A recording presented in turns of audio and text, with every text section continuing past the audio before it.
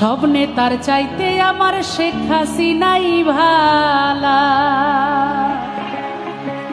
আমি আমার জীবনে দেখি নাই, আমি জানি না আপনারাও দেখবেন কিনা। এত এই সারা ওয়ার্ল্ডে এমন নাম করেছেন, এমন নেতৃত্ব দিয়ে দেশটাকে উন্নত করেছেন, সামনের দিকে এগিয়ে নিয়ে যাচ্ছেন, আমাদের ইজ্জত সম্মান সারা বিশ্বের কাছে।